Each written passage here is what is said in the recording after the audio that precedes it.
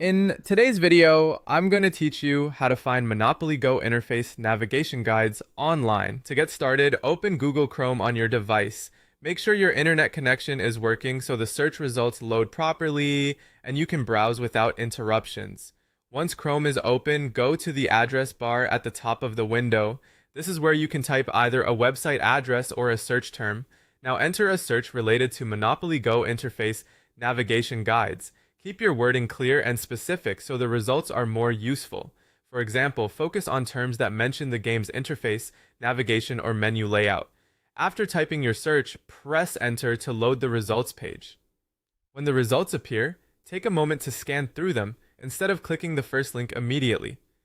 You are looking for web tutorials that explain how the interface works, especially guides that visually show the layout of the game's menus.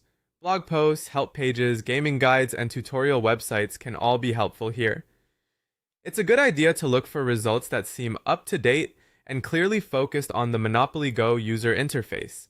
As you review the available pages, look specifically for tutorials that mention or display the top right menu icon layout.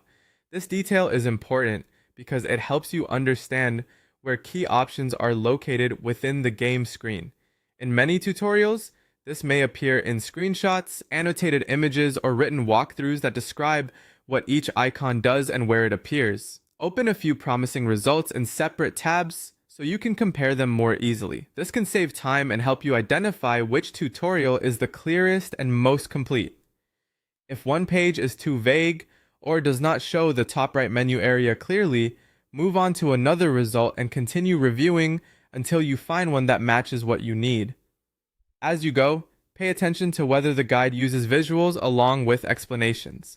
A tutorial that includes both images and text is usually easier to follow, especially if you are trying to recognize the menu icons quickly. Also, be aware that game interfaces can change over time, so newer guides may be more accurate than older ones.